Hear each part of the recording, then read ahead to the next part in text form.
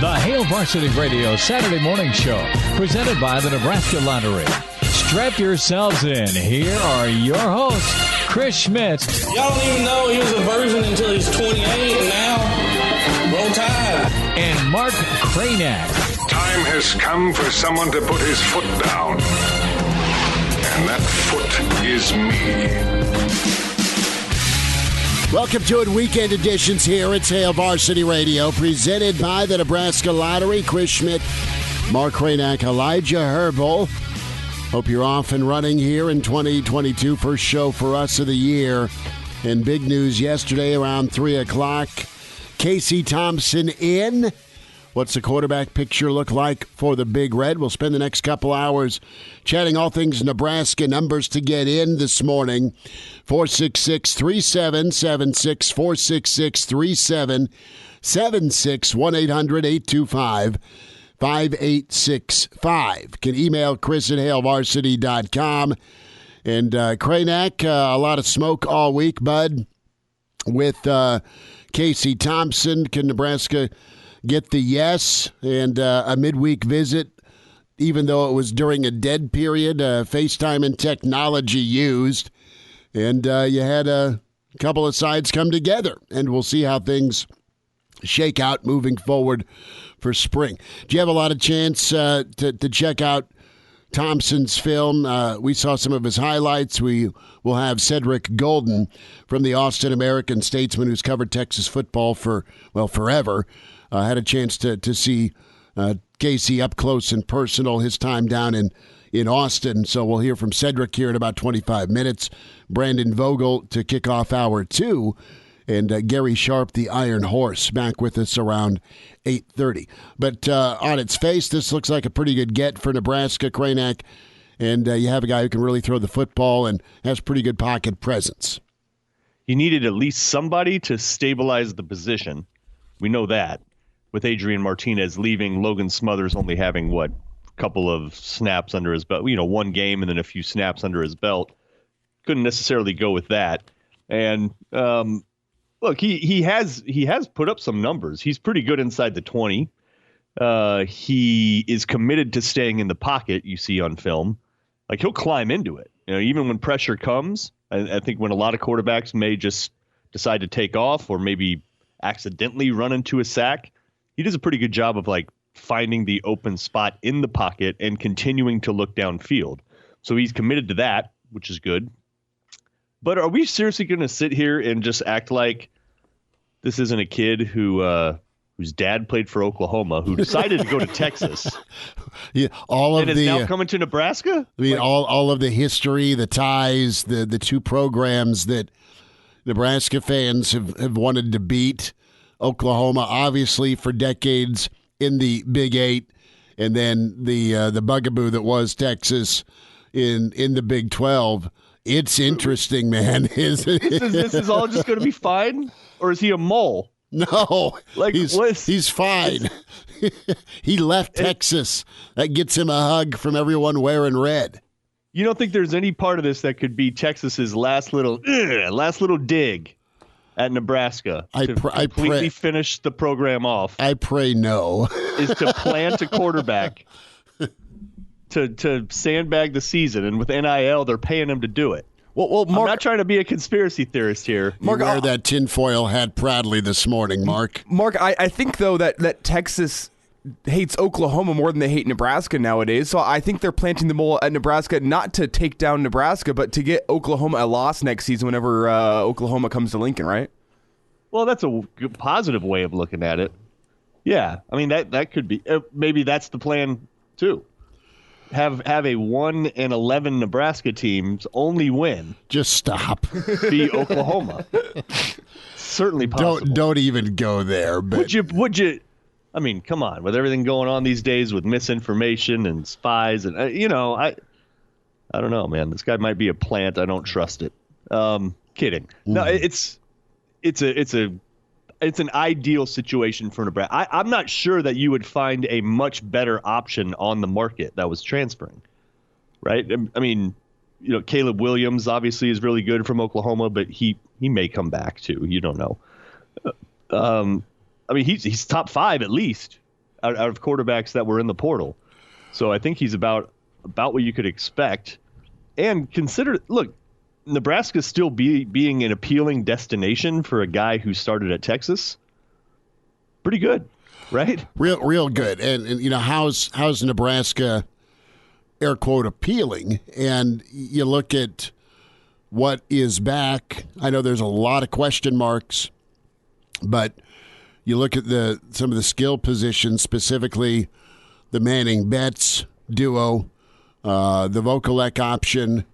Those are three receivers that Nebraska has played a lot of ball, right? And you're hoping for a healthy 2022 for all of them. And you plug in a guy like Casey Thompson with the Whipple offense / Frost offense, however we want to, who gets the title first. That's where I'm really interested. But the bottom line is this. There's going to be a lot of work that happens with winter conditioning from a leadership and kind of meshing with your new teammates. You got to go win the job. And then ultimately, when push comes to shove, you're in win now mode. That's why you go get a portal quarterback with experience that gives you the best option to win that Saturday in September against Oklahoma, that August Saturday at God knows whatever time in Ireland, the road trip to Michigan. I mean, we can lay out the schedule and what's been Nebraska's shortcomings offensively. It's been taking care of the football and red zone offense, right? It ain't been yards. Hasn't been, at least last year, it wasn't big plays. The bottom line for me is you still have some of the same missteps that could ail whoever is behind center if your O-line isn't better, if your running game doesn't step up. And you could have a similar result to what Adrian gave you over the last few years if Nebraska isn't better around Casey Thompson. Pick a name and put him behind center. It's got to get better on the offensive line and in the running back room for Nebraska to be bowl eligible. And we're talking about who they're playing or who they have played this time of year, a year from now. We won't know if it's an air quote upgrade or not. And for it to be an upgrade, the other 10 around, whoever's getting that snap's got to be better. And that's what I'm interested to see. Yeah, and look at for all the accomplishments that Adrian Martinez had, and this isn't a bash Adrian Martinez segment here. Not at all. But the things he probably didn't do well, he held on to the ball a long time. We know that. He wasn't great on intermediate throws. Wasn't terribly accurate. I mean, his percentages were pretty good, but I think we all know he would airmail, he'd overthrow. There were some misses. Durability was an issue. There's some misses that are burned into your mind. Yeah, that just happened. And particularly inside the 20, the passing game kind of fell apart. Whether that's all on him or who knows. But inside the 20, this guy's good, right? Like he was like 13 touchdowns, 1 pick, 13 touchdowns inside the 20, right? So throwing the ball to, I know Austin Allen's leaving, but getting the ball to an Austin Allen within the red zone seems like it would have been within his skill set, and it didn't seem to be like it was within Adrian's. Now, is that the offensive design? Is it the play calling? Is it the blocking? A lot of factors read into that, but it's promising that this guy has produced inside the red zone. Secondly, if Nebraska wants to be able to run the ball with him, which presumably they are going to back off on that, it'll still be a part of it, but I don't think it'll be nearly as heavy as it was with Adrian. He's a really good runner, too. Thompson's quick. He's got good moves. He's fast. I wouldn't say quite as fast as Adrian, who's probably literally the fastest quarterback in the country. But he's pretty competent. I think that's the biggest word. It's like he's a competent, experienced, veteran quarterback. And in this win now season that's coming up, like you mentioned, that's pretty much your only option. There can't be any. There's no learning curve happening here. There's no let's develop and see how it works for the following year. No, like dude has to produce this year. And out of all the different options that were out there for Nebraska, they got one that presumably can do it as long as everybody else does their job too. And Mark, what I think I like most about Thompson, and you touched on it a little bit, is down in the red zone. He's got such great accuracy on those short to intermediate routes, where whenever the field shrinks, whenever everyone's getting jam-packed down inside the red zone, ball placement's super important. We saw Adrian struggle with that at times where stuff just, an inch or two out of the reach of his receiver goes off the fingertips, and Nebraska has to settle for a field goal attempt, which ends up being missed. Casey Thompson's really good with that ball placement. And to your point, a competent runner, but I'd call it him a reluctant runner, which isn't the worst thing in the world for this Nebraska offense, I think, especially from what I've seen from Whipple at Pitt. It's all about keeping the chains moving, picking up the 5 yards when you can, and it's not necessarily about going and getting a chunk with your legs from Casey Thompson. It's about keeping the chains moving, and whenever all else fails, 3rd and 5, he can use his legs, try to pick up that first down. That's what I like the most about him is he just seems to keep an offense in rhythm. And he was aided by his run game at Texas, a very strong running game. But that was what I noticed the most is you didn't see him needing to pick up 3rd and 10 all that often because he was keeping the offense in rhythm, picking up 3-4 yards when he could, getting himself into 3rd and manageable. And that's what I like about Casey Thompson is though he might not be the most explosive guy, he keeps the offense in rhythm, as I said, and he's going to keep the offense moving down the field. He's committed to the pocket. I mean, really, in that way, he's a little Mac Jones-like. I mean, that's why Mac Jones is doing so well in the NFL and why he did so well at Alabama is subtle pocket movement. It's a skill. That's a skill you have to train yourself to do. It's because it's not natural, right? It's like everything's collapsing around you. There's maybe a little bit of an opening that you can slide into or step up into and keep your eyes downfield and deliver the ball. That's hard. It just goes against your human nature when there's 300-pounders screaming at you. You kind of want to get away from them, But he's committed to staying in there and throwing it downfield. So, that alone is going to be a different wrinkle that I don't think we've seen a lot at Nebraska, maybe since Joe Gans.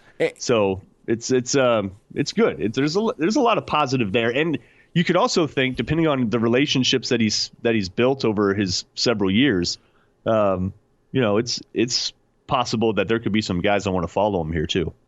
And in terms of how he runs the ball, I mean, you talked about staying in the pocket. I don't want to compare his whole quarterbacking to this guy, but he reminds me of, in terms of pocket presence, in terms of when he decides to tuck it and run, a little bit of a guy in Trevor Lawrence who's sneaky athletic.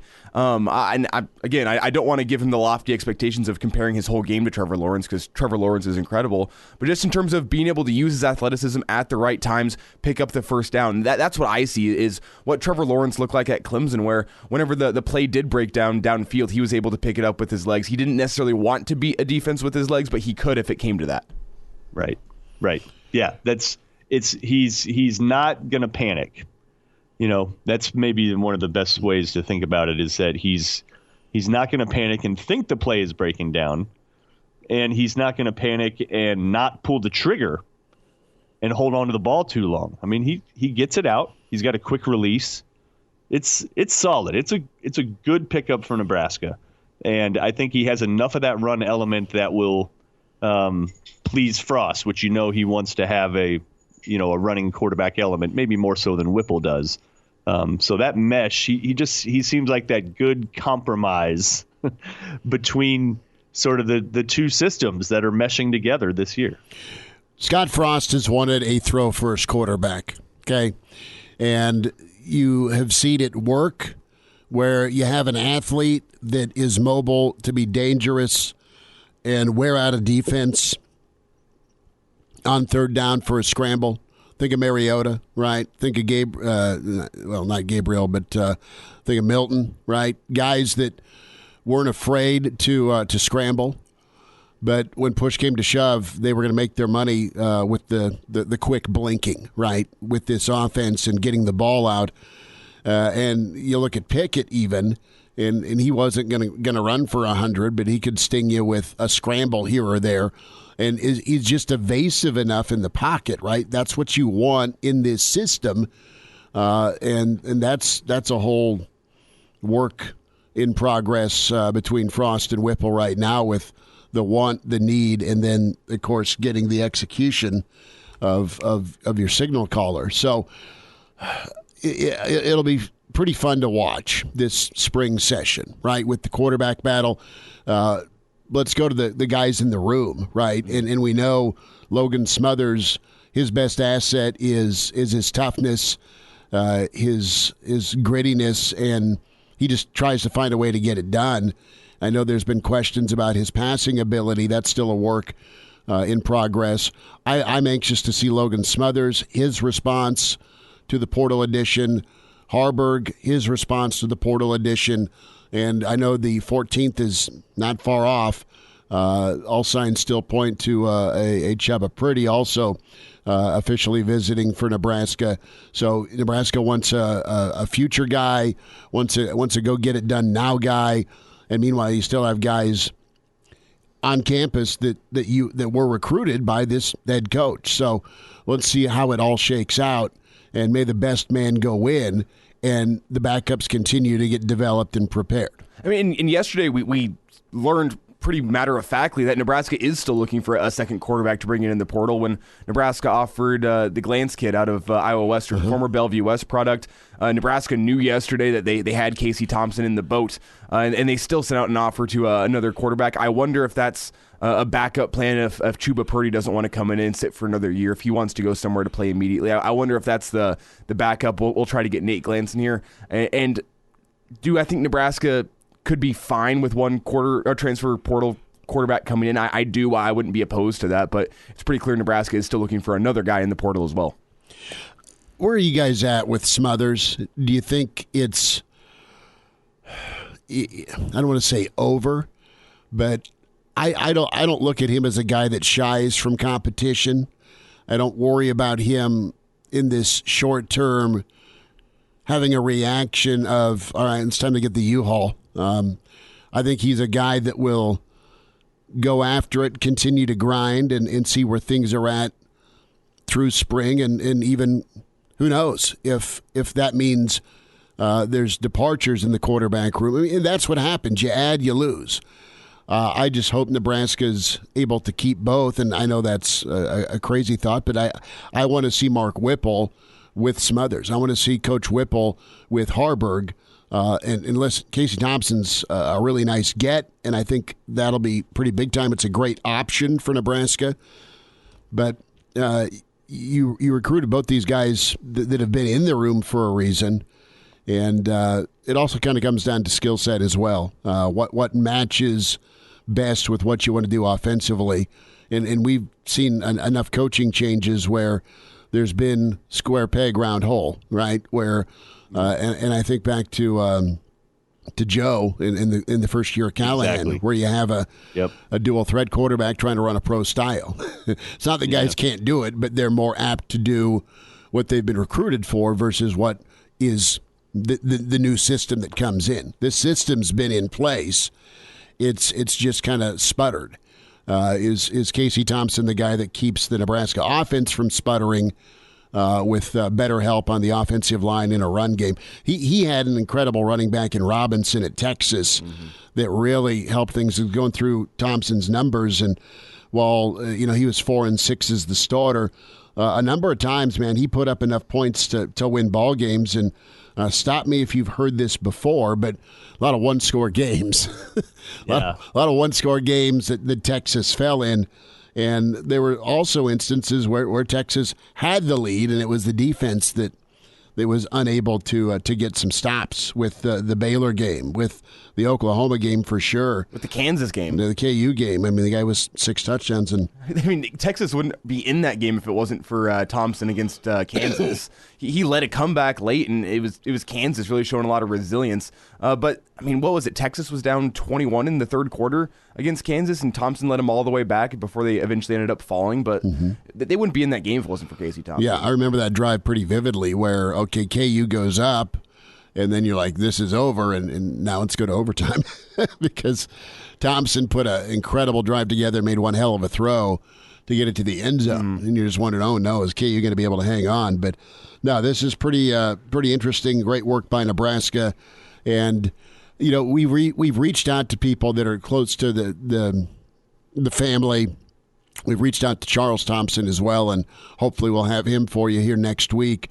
But I look at Casey Thompson's maturity, the age, what he's seen, and Kraynak, how he's grown up, right? I mean, he knows the spotlight. He knows kind of that pedigree of a famous father and stud quarterback at a program like Oklahoma when Oklahoma was rolling, right, and winning championships. And then you go to a place like Texas. The Nebraska Fishbowl is the Nebraska Fishbowl, and he seems like a guy that can embrace that and also come in the right way and connect with his teammates. That's going to be really important. Yeah, it's again that, 23 years old. It'll be his fifth year? Yep. In college? Yeah, fifth year in college. You mentioned his dad being around Nebraska, Oklahoma, of course, and so he grew up around that. He understands the magnitude of Nebraska. Having been in the Fishbowl at Texas, that won't be anything new to him here. So Nebraska got exactly what they needed. That doesn't mean, though, that the hype machine is turned up to 9 or 10 and everybody's calling for greatness here and everybody's saying that he's going to be all Big Ten. It's not that. It's just that of all the boxes you need to tick to give yourself a fighting chance at salvaging this program under this regime, you got that dude. I mean, you got him. Needed a veteran guy. Needed somebody that is a proven thrower. Needed somebody that is a capable runner. Need somebody that's not going to be awed by the lights. He's good there. He loves big games. He loves 5 touchdowns against OU. He loves big games. 5 touchdowns against OU. Right? Exactly. So all the boxes are ticked. I don't think he has this everything greatness potential. I don't think he's a big NFL prospect. I don't. And I don't think he's going to blow people away all the time. But not sure you even necessarily need that. I don't know if you need a superstar at quarter. Yes, you want one. I don't think he's a superstar, but I think he's a really good player. I think he's somebody that can stabilize the position, which is what you need more than anything, and be able to make the easy plays. And what Elijah was saying, keep the chains moving. He seems committed to that as much as any quarterback that you'll watch. So Frost, Whipple, Nebraska will have a fighting chance with this guy under center. But in the doesn't mean they're going to set records. That's not what I'm saying. But they got a fighting chance. And the question becomes, who is Nebraska going to put around Casey Thompson? Because, as you said, he's not gonna light the world on fire, not going to be some first-round NFL draft pick. He's going to need help around him, particularly a running game. That starts with the offensive line. I know Nebraska's brought in some portal additions, but the question becomes, does Nebraska bring in a transfer running back as well to come in and compete in that room? Does the offensive line get better under Raiola next season? That's what the question is going to become moving forward, is what does Nebraska have around Casey Thompson? Because the offense can't just be Casey Thompson like we had last year with just Adrian Martinez being the offense. Yeah, the years of one man banding it, where you're asking your quarterback to do everything, right? Be an eraser. Can't happen. That's not worked. It's not been consistent. While you've been in about every ball game, you've come up short. What do you do? How do you reload defensively? Right? Can you get a similar effort defensively, where you're only allowing about 22 points a ball game, and finally get an offense that scores in the red zone, be it 3 or 7. So we'll get caught up next with Cedric Golden, Austin American-Statesman. Cedric joined us to kick off yesterday. The Rewind on the way, and Cedric's take on Casey Thompson, covering him for his years down in Texas. Weekend edition. Right now it's Hail Varsity. We're presented by the Nebraska Lottery. Now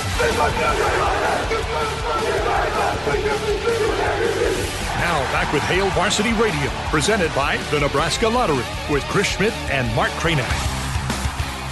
In Texas, we say hi to Cedric Golden from the Austin American-Statesman, at Ced Golden on Twitter's where you find him. The On Second Thought podcast is must listen to. Cedric, let's talk some quarterback here, bud. Happy Friday. Thanks for making time. Man, how's it going? Long time, Chris. I'm in a steakhouse that has over 250 whiskeys, and I get to see a pretty good country music show. And now we have quarterback news. Said, man, hey, it's all coming up spades in Nebraska, man. Steak and a new quarterback. Those go hand in hand, I would think. I think so. Cedric, you've done an amazing job covering Texas. And interested in your thoughts from your time around the Texas program on Casey Thompson. What's your take on the player and also the person? Well, the player is a very talented thrower of the football. I know that he was off to a tremendous start his junior year, and what happened was he hurt his thumb really bad against Oklahoma, and he was really never the same down the stretch, and it kind of coincided with Texas kind of falling apart as a ball club. They were on their way to being 6-1, but they blew a 28-7 lead to OU and don't win another game. And so until the Kansas State game, so I think that Casey Thompson is a quality college quarterback. Completed about 64% of his passes, 24 touchdowns, only 9 picks. Played hurt, a very cerebral guy. You will learn the playbook. You will live in the film room. And I think most important, besides being able to do the job, is the fact that he's a high-character guy.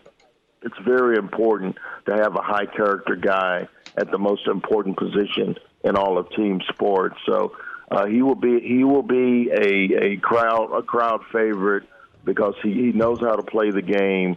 He's always prepared, and he's a playmaker, and I think Nebraska could use that. Cedric Golden's with us here, Austin American statesman. His thoughts, spent the last several years covering Casey Thompson. Cedric's been doing it the best you can, covering Texas football and all things down in Austin, at Ced Golden on Twitter. So, Cedric, you mentioned character, you mentioned film study, and just some of the highlights I've seen of him, and I watch Texas when they're on. Texas, Oklahoma, that's on. And the one thing that I liked about Casey here, just seeing a few little snippets of his film, is his poise in the pocket. Nebraska and Adrian Martinez just had so much going on and going wrong at times in the pocket. There was some inconsistency. You flip it around. I know that Casey was under duress from time to time, but yet he stood in and he made some big-time throws. Did you see that early, or is that something that he's kind of evolved with? I know he has, 19 career games.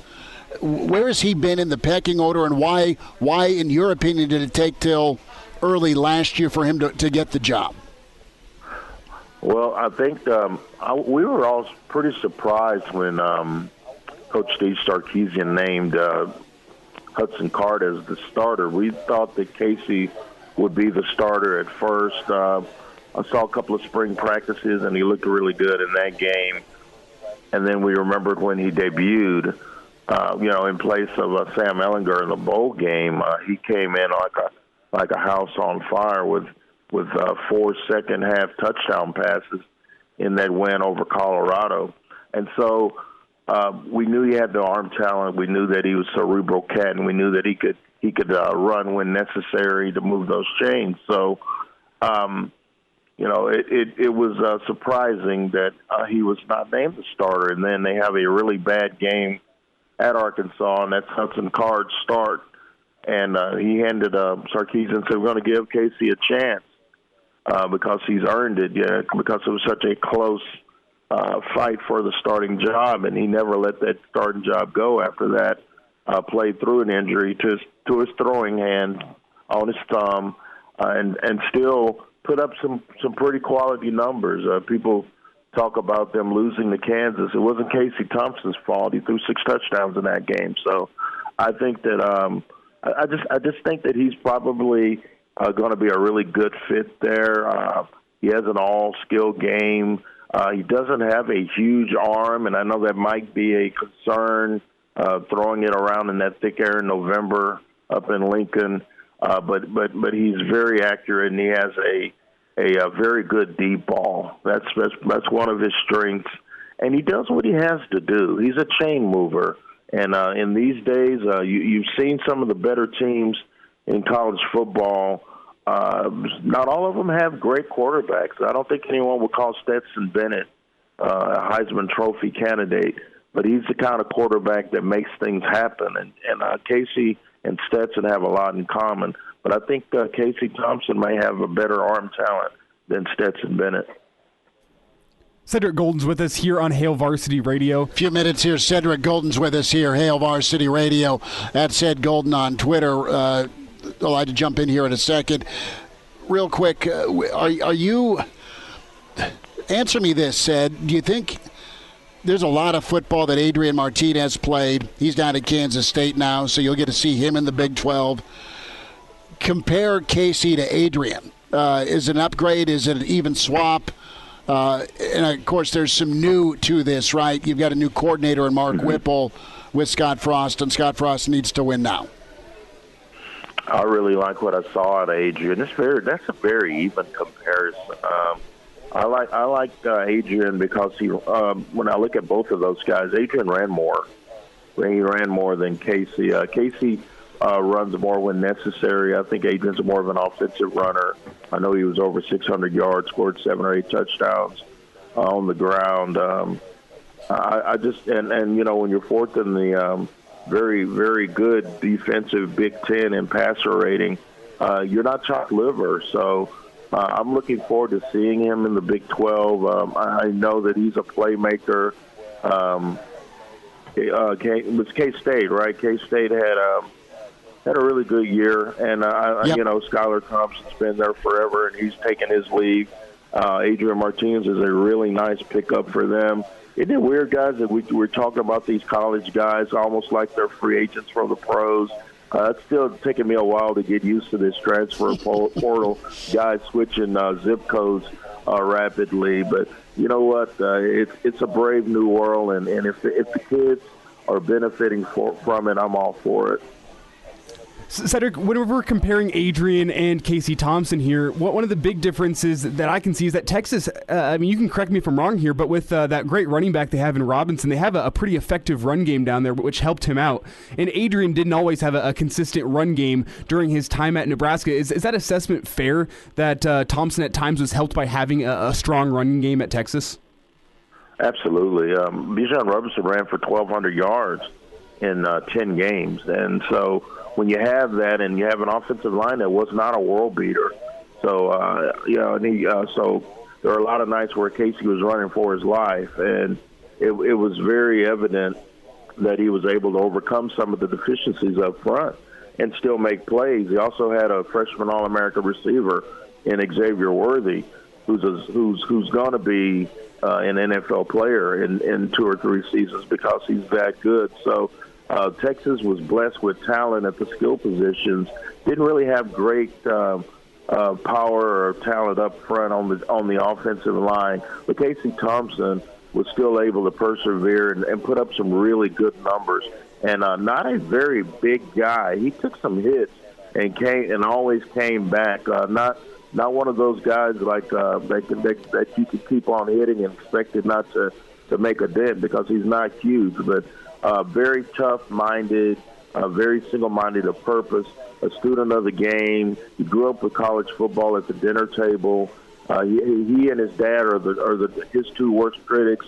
So he would come back after a 6-touchdown game and tell us that I missed out on 3 or 4 throws that I could have had. Played a great game against Oklahoma, 6 TD passes. So I think he had 5 in that game. And so when you look at the complete body of work with Casey Thompson, and you look at where he's going in Nebraska, I don't think it's a sizable upgrade from Adrian because Adrian was quality, but I think as a thrower of the football, I think that Casey represents an improvement in that area. I don't think he runs like Adrian Martinez ran, but it's going to be interesting to see what Scott and that offensive coaching crew does to get the most out of Casey Thompson. I think you got a winner there. Cedric Golden with us, Austin American Statesman. His thoughts covering Casey Thompson down in Texas, down in Austin, and Nebraska getting their transfer quarterback with experience. Coach Frost wanting that, Mark Whipple wanting that, and we'll see who comes out on top after spring ball. Cedric, you're awesome for squeezing us in. A last thought here, you touched on a football family miserable after the day after Thanksgiving. Your own dime came up here to scope out Lincoln. What does this do for a guy like Casey Thompson to have his father, who's seen it all, done it all, had some ups and downs and really responded the right way? How has that helped him grow, and how does that position him for competing like he did at Texas and now onto a fishbowl like Lincoln? That's a great question because, I always put it like this. I'm a music fan, and you guys are getting ready for a concert. I don't believe a blues singer who's never gone through anything. And Casey Thompson's dad has gone through it. He had great seasons at Oklahoma, and then he got in trouble with the law, and then he becomes a father. And we all want our kids to end up better than we did. So he's using his benefit of his experience, good and bad, to help his son's journey. And now Casey Thompson, one thing about the transfer portal, when you go to a team, you go to a school, they want you. So he's going in there knowing that he's going to be the guy. He's got a great mentor as a father, and he's going to a traditional powerhouse that's looking to make some noise in the Big Ten. So I'm very excited to see how that's going to play out. I know that he's not one to run away from any challenge. He's feeling good about where he's going. I hope to speak to him in the next few weeks to see, how excited he is about this challenge. You guys are going to really enjoy Casey Thompson. He's fun. He loves mob movies. If you want to get on his good side, just mention some movies. I hope. Last time I saw him, I asked him if he'd seen The Departed yet, and he said that was at the top of his playlist. He was just waiting on the season to finish up. So that's going to be the Casey Thompson you see, a personable kid, a team guy, and a really quality person. You're going to really like him. Cedric Golden with us, Austin American Statesman on Second Thought Podcast, at Ced Golden on Twitter, covers Texas. Ced, we'll do this again, man, and we'll get something lined up and talk about The Irishman and Goodfellas and The Godfathers and all of that with Casey. Thanks for the heads up on that, man. Well, man, hey, Chris, always a pleasure to talk to you guys, and, man, y'all have fun at the concert. Early to rise with Hail Varsity Radio, the voice of Husker Nation. Here's Chris Schmidt and Mark Kraynak. One final time this hour, weekend edition, Hail Varsity Radio, presented by the Nebraska Lottery. Chris Schmidt, Mark Kraynak, Elijah Herbel. Coming up, Brandon Vogel with HailVarsity.com and magazine. And Gary Sharp at 8:30. A lot of news today with Casey Thompson making his announcement yesterday at 3 that he is all in, transferring to Nebraska. And we'll get Vogue's and Sharpie's take. Good stuff from Cedric Golden. If you just caught part of that or want the full interview, ESPNLincoln.com on demand. Cedric, your aficionado for Texas football with Austin American Statesman, and a great connection with Casey Thompson. Also, Kraynak spent some time just texting Dean Blevins yesterday, and Dean's, Mr. Sooner Insider, and he knows Charles super well, and Dean had some really kind thoughts in his conversations with Charles and Casey about the Nebraska program, just what he saw down in Norman this year in that legendary game. We were on the road yesterday at the Single Barrel. Big thanks to Matt and the crew for having us out ahead of Eric Church. Incredible show last night. A lot of fun, man. It felt good to be out and back in action at PBA. Kraynak, you're a really wonderful cook. You're famous for your chili. Uncle Nate and I fired up some pork bellies last night from Single Barrel, and I think I'm going to go back today and order some more pork bellies. They were incredible. It was a little bit of a Korean barbecue twist to it. Oh, God bless it. That sounds good. You're not a lot living? of saturated fat and cholesterol in there, Chris. Be careful. I'll hit the gym later. You're not living though until you get the pork belly and you make some like faux burnt ends with the pork belly. Okay. You chop them up into little cubes, throw them on the smoker, and then sauce them up. Oh, it's delicious. It's meat candy. That's the way it melts in your mouth. You get a nice glaze on the outside. Throw some honey in your sauce. Oh, it's incredible. That is good. So let's talk Trey Palmer here. He has entered the portal. Did so back December 16th. With LSU, former 5-star wide receiver, and going to be headed to Lincoln beginning January 14th. Credit to Evan Bland. He's reporting this with the World Herald. And, potentially Mickey strikes again. Kraynak, Nebraska trying to add to the receiver room. Yeah, what's interesting is you have next weekend is kind of D-Day, right? It is, with potentially Pretty and of course Palmer here, and this guy's a potential talent at wide receiver. We know he's talented. You just got to see it on the Division I field, but you saw it as a kick and punt returner with a couple of touchdowns last year for LSU. Yeah, well, but look, so next weekend, it's January 18th is when Nebraska starts classes again. Mm-hmm. So anybody that's going to transfer in and be eligible to participate in the spring, at least, decision has to be made by next weekend, basically, because you have to start classes. Now, of course, this little bug in the system with Nebraska, with the university, is like if you apply and are accepted, you get into the student directory. This is whether or not you're even going. Yeah. You get into the student directory, and Trey Palmer is in Nebraska's student directory. There was a super sleuth yesterday on Twitter that went and found his new Nebraska email address. I'm wondering how that's going to work out, opening that up this morning. which he may or may not even check. It's probably like T Palmer 075638. At UNL.edu. But that's a promising sign in the fact that he's coming here, and he had. It was like 3, 4, 5 touchdowns last year. 3 touchdowns, catching the football. Yards, yeah, 400 yards. It wasn't like their number one target or anything, but their offense kind of generally struggled. Their whole team struggled last year to some degree. But a former 5-star guy, he's also got experience. And before we kind of poo-poo the fact that he hasn't been very productive, compare that to say Xavier Betts' stats. Sure. Right? Xavier Betts' stats aren't great either.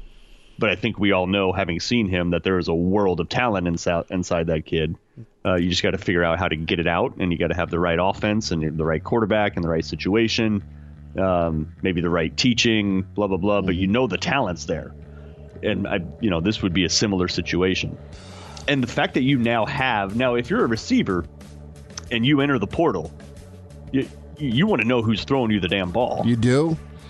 And right? you also want to go. know. You want to go play for a guy that has thrown guys into the NFL, and they have wowed everybody. Hour 2 coming up with Hail Varsity. The Hail Varsity Radio Saturday morning show, presented by the Nebraska Lottery. Strap yourselves in. Here are your hosts, Chris Schmidt. Y'all don't even know he was a virgin until he's 28, and now roll tide. And Mark Kraynak. Time has come for someone to put his foot down. And that foot is me. Thanks for hanging out. Hour 2, weekend edition, Hail Varsity Radio, presented by the Nebraska Lottery. Chris Schmidt, Mark Kraynak, and Elijah Herbel in this morning. And we got hour 2 kicked off. The big news yesterday, Casey Thompson, the portal transfer from Texas, now in Lincoln, a chance to find that quarterback for Nebraska in 2022. We welcome in managing editor with HailVarsity.com and magazine, Brandon Vogel, at Brandon L. Vogel on Twitter is where you find him. Read his book with John Cook, Dream Like a Champion. Vogue's a lot of smoke this week on Casey Thompson. Have you wrapped your mind around the fact that there is connection with Oklahoma, Texas, and now Nebraska here, potentially signal calling for the Big Red? Yeah, I think I have. not to age all of us on this call minus Elijah, but those connections, I think, resonate a lot more deeply with you, Mark, and myself than they do. It's been a while. It was nice to get back to Oklahoma. It was nice to have that rivalry, quote unquote, revived this year. But this is a different era of college football, and those old connections. I mean, it's becoming much more of a quote unquote global sport, and we're seeing it writ large this year with just all of the activity in the transfer portal. Vogues, what do you like about Thompson? You watch a ton of football. Obviously, you do a great job covering Nebraska, but I'm sure – I mean, I always tune in for Oklahoma-Texas, the Red River rivalry, and I remember that game pretty vividly with what Thompson did for Texas, and it wasn't about his shortcomings. It was the Bevo D that took a vacation quite often last season. I think Nebraska's getting a pretty good talent. Yeah, I think so too. And I think the most intriguing thing to me so far is how his strengths represent something different that Nebraska hasn't had a quarterback in the Frost era. But you might go all the way back, minus the Tanner Lee year. Casey Thompson's a different kind of quarterback than Taylor Martinez or Tommy Armstrong or Adrian Martinez. So that's intriguing. Is it a guarantee that it's going to come with improvement? No, there's not a ton of guarantees in college football, no matter what position or player you're talking about. But I think it does kind of underscore a couple of key things for Nebraska, the football program, to get better as a whole. And I think Thompson's a player who can help them get there. But some of this is beyond his pure purview, I guess. Do we have Mark Kraynak? Kraynak, you with us, brother? Well, I'll work on getting him read out. I went on mute. Man. Sorry. There it is. We pause and we're like, all right, I know. Kraynak, you're sorry. on. I'm back. Okay. Brandon Vogel is with us on Hail Varsity Radio. Brandon, it's kind of weird to say out loud, but considering Nebraska is coming off 5 straight losing seasons, that's the first time I've ever said that out loud. Go back on mute. Yeah, I know. I should maybe go back. 5 straight losing seasons. You have a coach that's essentially on a 1-year contract now. I mean, not officially, but basically, he's on a 1-year contract. I'm not sure you could expect a whole lot better than what Nebraska got. In fact, I think Nebraska might have outkicked their coverage a little bit here, considering everything that's stacked against Nebraska right now. Isn't this almost best-case scenario that you land a quarterback with Thompson's attributes and maturity? I guess I was trying to figure out how Nebraska would remain an appealing destination for somebody with his skill set and with his experience, but it worked out. Yeah, I think they came pretty close to topping out with this one. I think 24/7 had Thompson as the 13th best quarterback in the portal. And if you told me that at the start and before, the great quarterback reshuffling had happened across the country, and where would Nebraska land if you told me the 13th best guy, I probably would have taken that, because you look at, all of these players are hearing this from teams that are up against Nebraska for whatever quarterback it may be of, hey, this is a short-time situation. And if you've got more than a year or two of eligibility, how can you know for sure that the coaches you're committing to are going to be there? And that happens, all over the country when you're going up against schools that are in that specific spot. So I would agree with you. Nebraska being able to get a player of Thompson's caliber. And I think the biggest thing is, he's been at Texas, which is a program that gets a ton of attention, that has also seen its share of adversity in the past 4, 5, 6, 7 seasons like Nebraska has, and gone through coaching change. Getting a player who's been through some of those battles and has started games, I think helps a great deal. Chubba Purdy is still planning to come to Nebraska, at least as far as we know.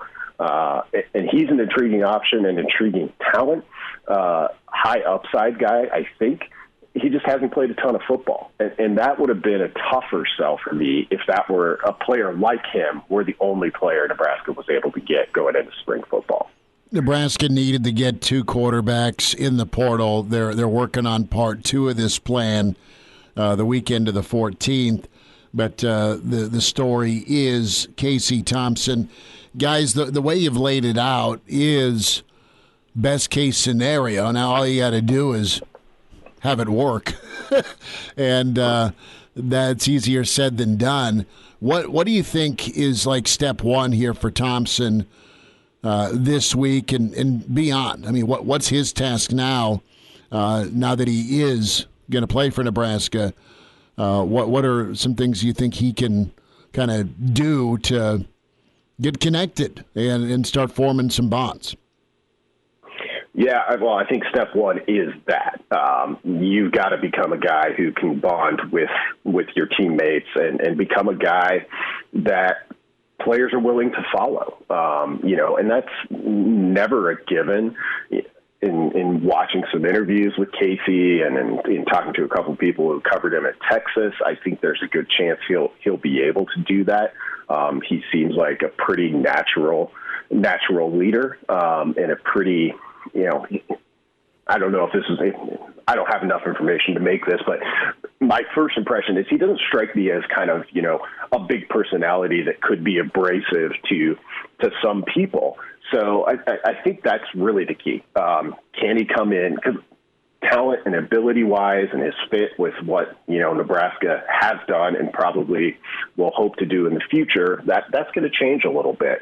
And that might help with that integration. We'll see how much this offense is going to actually change. I don't expect it to be drastic. But if there is a little bit of a learning curve for everyone involved, it kind of helps, I think, the new guy coming in to be on a more level playing field with some of those veteran players. So that's the big thing. I think a lot of that happens in off-season workouts and in the meeting rooms in terms of the rapport Thompson's able to build with his new teammates. The other piece of this that I like with just Thompson and how he plays and what his strengths are compared to what Adrian Martinez's strengths were is it really puts the focus back on what I think has been the central issue for Nebraska since that 2019 season did not go as planned, which is they've got to find a more consistent handoff run game. And Adrian Martinez, with his ability as a running quarterback, offered an out sometimes to having to have that. But I think it also disguised how inconsistent that piece of Nebraska's game was. Thompson probably isn't going to do that, at least not to the level that Adrian Martinez did, because not many people can do it to the level that Adrian Martinez did. So it's really going to put a focus on, hey, this spring and through the offseason, we have got to figure out a way to run the ball consistently with our running backs, because if we don't, we're leaving this new quarterback we got out to dry a little bit. Brandon Vogel with us on Hail Varsity Radio. And, similar question with Nebraska landing Casey Thompson. If you look at all the different pieces that Scott Frost has had to assemble since letting go of his offensive staff, save Sean Beckton, I feel like overall Nebraska has, again, kind of outkicked their coverage, landing a veteran offensive coordinator, proven offensive coordinator, Heisman Trophy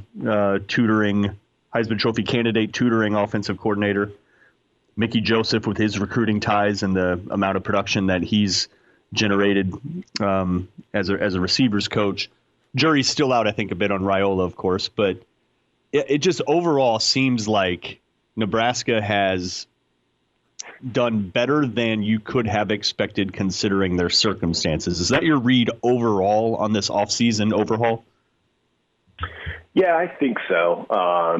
So you kind of go through those piece by piece. Raiola is a little bit of the wild card. Now, everything you're hearing since he's been hired about just kind of his enthusiasm for offensive line play and his knowledge of that is really intriguing. So that's the one that's kind of, you just don't have as much book on him as you do the others.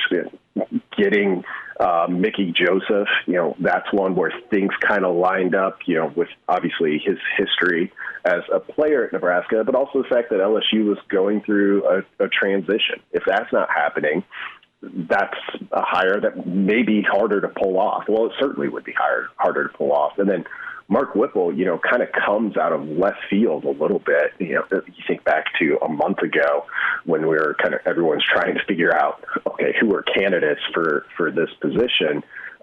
He gets done helping lead Pitt to its best season in recent memory, and then all of a sudden he's in the mix. So I would agree. I think, Nebraska as a program, I don't want this to sound too harsh, but just via the circumstances, the program is still what the program is. It doesn't have a lot of curb appeal for reasons we talked about earlier. It's just an uncertain situation. And for players in the transfer portal or even assistant coaches, they're not looking for uncertainty. They're looking for a place where they can, improve kind of their position, whatever that may be, and be there for a while. So all that considered, I think Nebraska has done pretty well. Brandon, when you look at the transformation of this offense, I know quarterback is huge, and I think we're expecting Casey Thompson to be the odds-on favorite to be quarterback one, but there's still a lot of uncertainty in the running game, which we've touched on a little bit this morning. Do you think Nebraska, who's still out searching for a new running backs coach, do you think that there's any movement towards getting a transfer running back as well, or does Nebraska like what they have in the room with the running backs? And I also think that the offensive line is huge, and they have a couple transfer offensive linemen coming in. But where does Nebraska's running game stand going into 2022? Yeah, that's the key question. I think I think they'll be in the running back transfer market. But with that one, as opposed to quarterback, they can be a little bit slower with that. Now, you're going to have a lot of good transfer running backs. Probably the top transfer running backs are already in the portal, and some of them have already made decisions, and some of them will shortly. But you don't have kind of the hard deadlines that I thought Nebraska probably had to have with a quarterback, because you want that guy to be able to go through spring, and you want that player to. The quarterback's just such a vital role. Running back, I think they can wait a little bit. We'll see. We've seen in previous seasons that post-spring ball, you kind of get a second wave of players enter the transfer portal as their situation may change, or they may just want it to change. So if Nebraska doesn't end up with a running back, there's still some time for that, and I think that would be okay. But I would expect them to be in the market to just add another person who can potentially play right away. I still like the talent Nebraska has in that room, but it just hasn't lined up for, there to be kind of a second wave of a young player. And maybe Gabe Ervin is that, presuming, he comes back from his injury and everything is good on that front. Maybe he can be that player. But if I were a coaching staff, I would want a little insurance, and that insurance probably comes in the form of a transfer running back. Folks, we don't know who or where Nebraska is going to go for the running backs coach position, right? We can talk about adding a name to the running back room, but who's going to be coaching those guys up? And I think the triumvirate of Irvin, Ramir, and Yant could be really nice for Nebraska, but you kind of nailed it with the consistent handoff run game. That's got to be money for Nebraska in 2022. A thought here, a name that's been out this week, right? We've heard about Florida and their running backs coach Knox. That name's been mentioned. TCU's running backs coach and former recruiting coordinator at Colorado State is Coach Applewhite.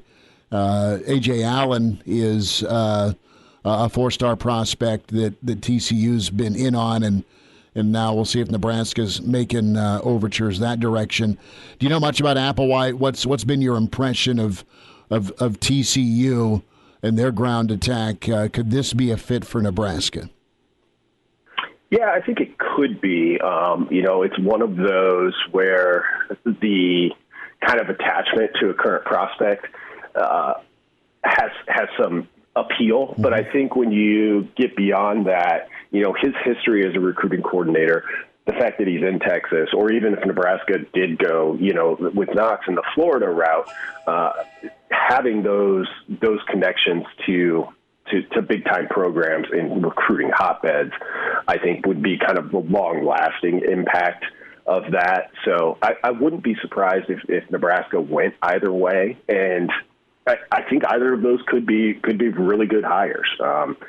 So much of this is recruiting right now, and those connections that you're able to build, and being at a place like Florida, obviously it helps coming to a place like Nebraska. TCU, traditionally has been a little bit the tier below, kind of a Florida-Nebraska tier, but as a Power 5 member since effectively, Nebraska and the others left the Big 12, so you got a good decade there. That's not a program anymore where you kind of residually think of it as a G5 program. It's a solid P5 program in a heavily recruited area, and TCU's had some pretty good success. Brandon Vogel with us, Hail Varsity Radio. Brandon, this offseason obviously has been ridiculous with coaching moves and players moving around in the portal and recruiting and all that. It's just been so transient. Do you think that is do you think maybe it's been a little overdone this year because of sort of the pent-up demand that happened with COVID, where there was maybe a little less movement and everybody just kind of wanted to stay put or go home? Or do you think this is the new norm and we will continue to see this level of movement year after year? I think it'll settle down a little bit from what we're seeing right now. I kind of view it as similar to the coaching carousel this year, which I really thought of as basically 2 years of coach moves smashed into one because of the unique circumstances of 2020. I think there's a little bit of that with the transfer portal. It'll probably be slower to come down because that piece of it, as opposed to coaches, which have been used to moving around for a long time, for the players, it still seems like a potentially exciting new avenue. And one of the things that's interesting, I haven't gone, and I'm kind of waiting for things to slow down a little bit myself with the portal, but the number of FCS players that are coming up or going into the portal and then immediately have 4 or 5 or 6 Power 5 offers is an intriguing trend to me. I'll be excited to kind of look at what the actual numbers are there, because that changes a lot of things too. It's just having these type of players who probably 2-3 star players in high school at best weren't heavily recruited and ended up at, say, Georgetown, not a place you typically think of when you think football. And now they're coming out and they've got 3 or 4 Big Ten offers. That's a really intriguing piece of this too. So it'll be a little bit slower because I think for the players, this represents kind of a new era and a new opportunity, and it should, because that's what it is. But I do think eventually, as we get a couple years past that 2020 season and all of the upheaval that meant, things probably will taper off at least a little bit. Brandon, when you look at how Nebraska has handled the portal this year as a whole, I know it's the movement's not done yet, especially post-spring. I don't see Nebraska having 5 quarterbacks on a roster, assuming they bring another one in. That's a question for another day. I just want you to rate Nebraska's portal additions so far this offseason. Give me an A to F rating of what you think of who Nebraska has brought in via the transfer portal. Yeah, I would say a B so far, which I think, again, so much of the transfer portal movement is so new that it's, we're kind of writing what expectations are as we go. But it stands to reason to me that for those players, particularly those players at the top of the transfer portal, those that put their name in, then immediately, have 10, 12 schools saying, yep, you got an offer here if you want it. They're probably looking for, at least this is what I would be looking for if I were a transfer, places where you can step in and fill a need, but also have a team that's set up to win right away. And I think Nebraska could be set up to win right away in 2022. It's just not kind of the traditional circumstances you would look at and say, okay, yeah, that's going to be plug and play, and I'm going to go help push this team over the top. So given that, I think Nebraska has done pretty well in the transfer portal. It was going to be tough for them to compete for the top guys in the portal, but I think they've done a good job of well, as we were talking about with Thompson, to Mark's point, kind of maximizing what they were able to get. Brendan Vogel's with us. Vogues, we'll get you out. Thought on Monday, Georgia, Bama. How you feeling? I'm excited to watch it. It's last time this happened, I was Utah-Oregon in the Pac-12 championship game this year. I was like, oh, there's no way that Utah's just going to do exactly what it did to Oregon. And then it did to a shocking degree.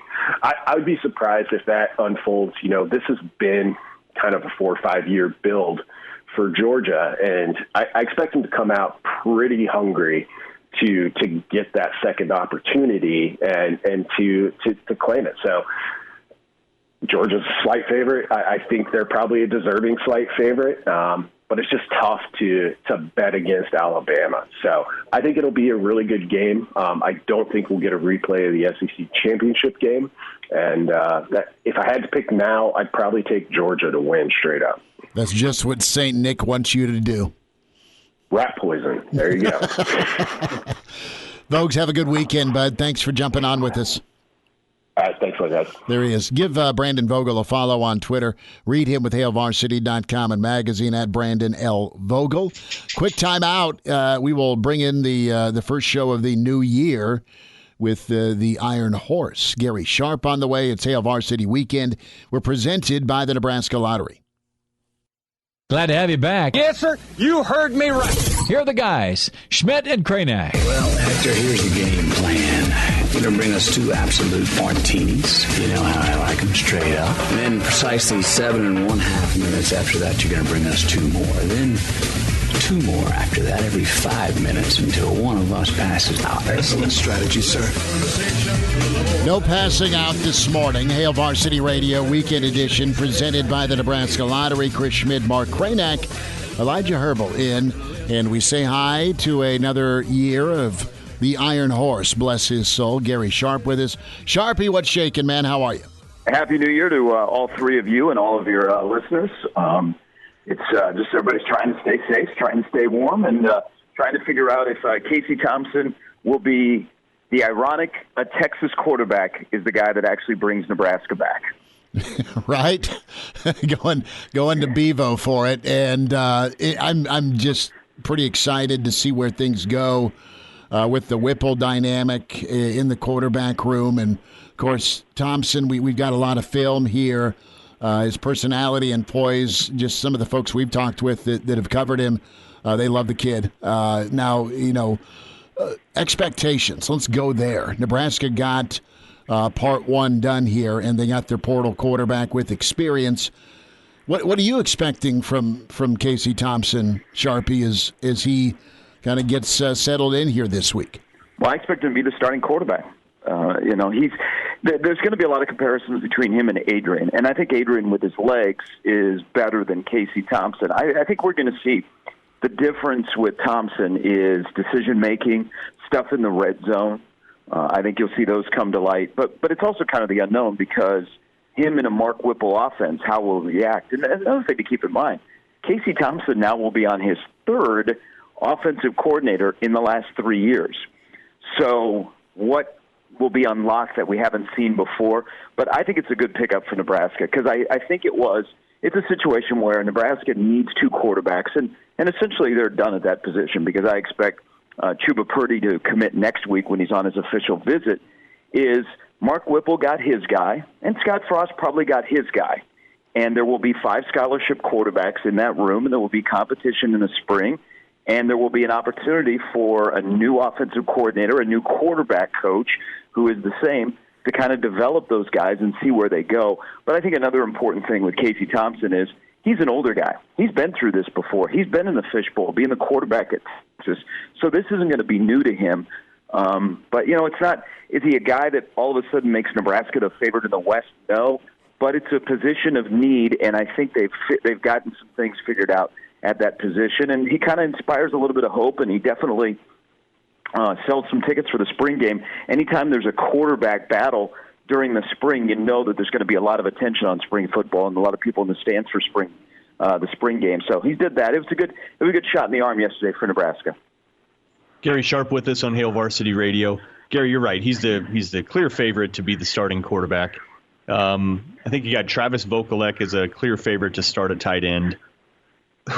And maybe you go with an Omar Manning, I think is probably a surefire bet to be one of the receivers. I'm not that confident saying that.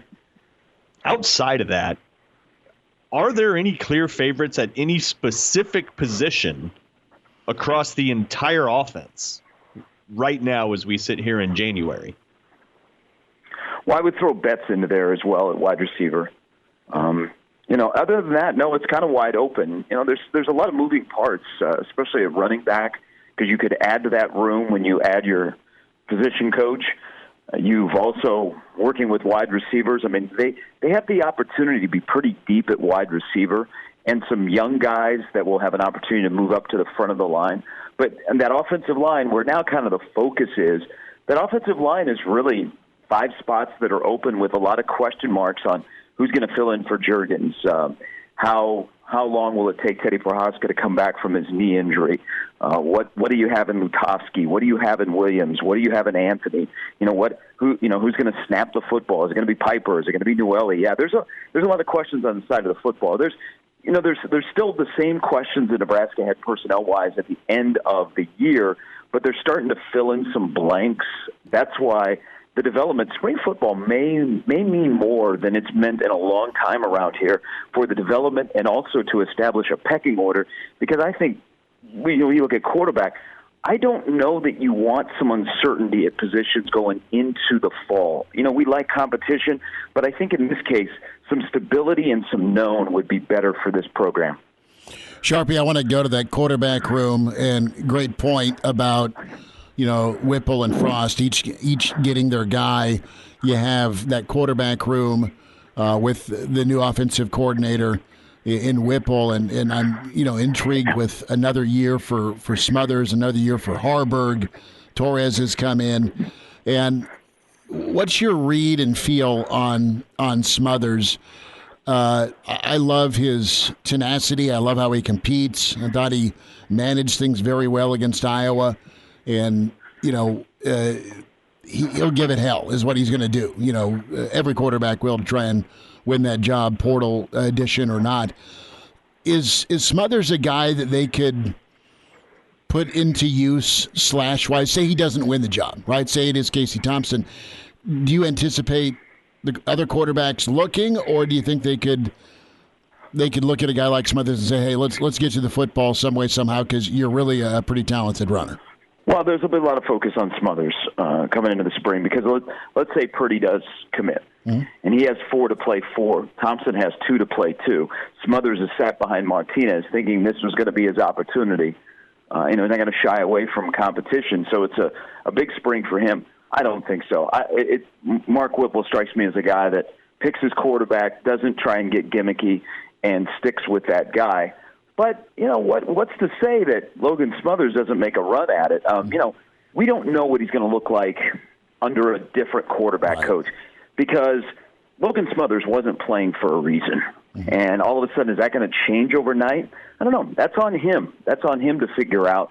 But he's in a unique situation, because we'll see, you look at his brief career at Nebraska, he was supposed to be the man to replace Adrian Martinez, got to replace him for 1 game. Martinez leaves. They take away his quarterback coach. They bring in a new OC. What happens to him? And he already knew. I mean, they were up front with the guys in the quarterback room that they were going to pursue quarterbacks in the portal just because they needed to. What does that do? Does that trigger something we haven't seen yet? Is something, can Mark Whipple make him into something that he has not been? But I would expect you have 5 scholarship quarterbacks in that room. You have a couple of walk-ons. They made a preferred walk-on offer to Nate Glantz yesterday. You'll probably lose 1 quarterback after spring when they have a clear definition of the depth chart and go, well, I'm 3rd, I'm 4th. I'm going to go somewhere where I can play. And a guy like Smothers, he's sat a lot at Nebraska. He wants to play. But it's a good opportunity, because everybody's going to say to you, hey, you're not the projected starter. Well, we'll see what that does to him. Gary Sharp with us on Hail Varsity Radio. Gary, the other thing, that the offense not only has to produce at a decent level, I feel like they got to be pretty prolific. If you look at what Nebraska's replacing on defense, it's not like it's just copy paste from this year and you can just expect that same amount of production next year. I mean, Nebraska's losing their best corner, their best safeties, best linebacker, their best defensive lineman. I mean, it's, across the board, you're losing your most productive players. Do you see it the same way, where it's like Nebraska's offense has to be not just competent, but they got to put up some points this year. They got to be probably upper half when it comes to scoring. Mark, I absolutely agree with you. There's a lot of questions because you're turning over some positions where younger guys get their first opportunity, or they're still kind of young at that position with players that played last year. That's why I think spring is really important on the offensive side of the ball, to establish a pecking order, to have some questions that are answered fully, where you don't have to worry about those going into the offseason, and that your offense is very familiar with each other. They know who the quarterback is, and they can work on that. Because, it's not like you ease into the season. You start against Northwestern, who is kind of in the same boat as Nebraska. Northwestern lost their last 6 games, and it was a terrible year in Evanston. So they're going to be ready to play right out of the gate. Nebraska's going to have to be ready to go right away. And a couple of weeks after you open the season, you got Oklahoma. So I think the spring is important for Nebraska to get roles established on offense. Who's going to be your offensive lineman? Who's going to be that rotation? How are they going to interact with new position coaches? And so that they're kind of the experienced group and the more stable group going into fall camp, so you don't have to worry about that side of the ball. I think that's a great point, Mark, and that'll be something to watch, because that defense is probably going to take a little bit to get going. But if they don't, and they pick right up where they left off last year, where they were good enough to give you a chance, man, give Eric Chenander more than the raise he's going to get here shortly. Yeah, and Mitch Sherman had a story earlier this week discussing how Eric Chenander is deserving of a raise, mostly just to keep him around, keep him from looking around to other jobs. And that was my question to you here, Gary, is I know Nebraska is still in the market for some offensive coaches, running backs coach, special teams coach possibly as well. But do you think that the coaching staff that Nebraska has in place on defense is set in stone now that Tony Tuioti has left, or are you expecting more movement along the Nebraska coaching staff? No, I think on defense, Elijah, they're fine. Mike Dawson will move up. He'll add the role of working with the defensive linemen. Bill Bush will be the special teams coach, and possibly Byron Applewhite is the running back coach formerly at TCU, who appears to be the front runner right now. No, I think that side of the ball is stable, but you never know. I mean, it's a wild off season, and there's another domino. What if Jim Harbaugh leaves Michigan? Well, someone's got to take the Michigan job. They've got to put a staff together. The job they left, that's a new opening. They've got to put a staff together. So you never say never, but I think in this case, these guys are set to move into the off season. But with Eric Chenander, think about this, guys. They're very rare does an assistant at Nebraska move on while they're at Nebraska, move on to a head coaching job. I mean, the Kevin Steeles, the Tony Samuels of the world, they're very few and far between. But if Eric Chenander's defense had another really good year and they make more improvement, and, they've got to make improvement, Eric Chenander, does he get mentioned for some head coaching jobs around the country? Because as we've gone through this off-season of, staff members not being there, hiring staff members, it sounds like Eric Chenander has more of a voice. He's more of a frontline guy when it comes to discussing the program as a whole with recruits or prospective assistant coaches. So he's been given more of a role, and I wonder if another year, if his name starts to pop up for, hey, head coaching candidates, as we see those lists towards the end of seasons of coordinators who are in line to be the next head coach somewhere. He's done a remarkable job the way he's built that defense. Well, let me start. Go ahead. Schmidt and Mark, think about it. We're in a situation, and again, the defense was good this year. They got to be better to get where Nebraska wants to go. But who would have thought after 4 years, and especially after the first year, we'd be talking about Eric Chenander like this, because we were ready to run him out of town after year number 1. And he's a guy that after year number 4, if you look up and down the staff, you're probably like, well, there's a guy that is on the rise. For sure. And not only does he has he developed and put together a very good defense, and we're not saying they're great, we're not saying they're 09, but they've been good, and they've had really good moments. They did everything but score for Nebraska in 2021. But he does a really nice job recruiting, and it's not often you have coordinators that go kill at recruiting. He also does that. Sharpie, you have connections down in Florida. I want to go back to Purdy for just a second. What's the word on him? What's the read on him? I know he's been injured. There's not a ton of tape out there, but he has played some. Is it just a situation with him and what went on at Florida State? Just, a guy that got injured playing for a bad team that's been in transition. How do you kind of gauge his ceiling, his upside? Well, I think that there's the great unknown. He's got some good DNA with his brother. He came from a really good high school program. You just don't know. He got injured. He fell behind in the pecking order at Florida State. The tape is kind of limited on him. So you don't know. And I think you kind of hit the reset button because he's got a surgically repaired shoulder. So what does he look like if he's fully healthy? He looks very much to me like somebody who has 4 years to play for, that has not played much college football. And that's why when this whole thing was going down, and it was Casey Thompson and his dad were in Lincoln, and they were touring, and they left Lincoln, and they didn't officially have an offer, and you wondered, okay, Mark Whipple and Mickey Joseph think that Casey Thompson is the guy. Scott Frost is maybe a little bit, I think Purdy's my guy. You were thinking, I don't know that Nebraska can have a quarterback room where you only have one combined start. That's Thompson takes care of that. But I don't know. It's tough to say on Purdy. It's until you see him play. But I think he gets to hit the refresh button if he's healthy to show what he can do and why he was so highly acclaimed coming out of high school. Gary Sharp with us on Hail Varsity Radio. Let's flip over to hoops real quick. Sorry. Nebraska's got Rutgers at 1 o'clock today. That's a sound effect. I don't know. A couple of weeks ago, when those back-to-back 30-point just debacles, 30-point loss debacles, I didn't know if Hoiberg would last a year, if that was going to be the norm. But seems like they've gotten a little healthier. You got Trey McGowan's coming back. They've been much more competitive. That all said, do you feel like Hoiberg is coaching for his job this year? I don't think so, unless Fred thinks that way. They have it in a month. The energy effort is better, but that kind of shows you where we've now lowered the bar. They still have the same deficiencies that plague them in terms of rebounding and bad basketball IQ and shot selection. They made the move to go through Walker, which I think he's the most important player on this roster, to move the offense through him. And Derek Walker's having a magnificent year, but he needs more help, and he may get that with Trey McGowan's. And Trey McGowan's coming back may change this entire team because some roles and some minutes may change. What do you do with Verge? What happens to Webster?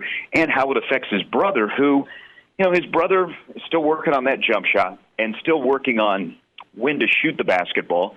But if they can get Bryce McGowan's going downhill more and attacking the rim, I think that's the best option for Nebraska.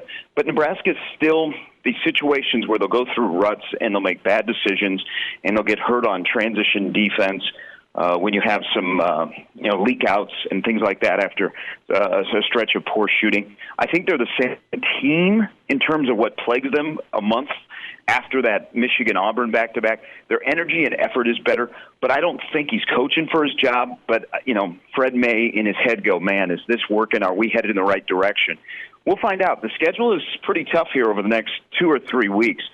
Today you're facing a team that is an NCAA team in Rutgers. It's on the road where you're 1-25 in true road games.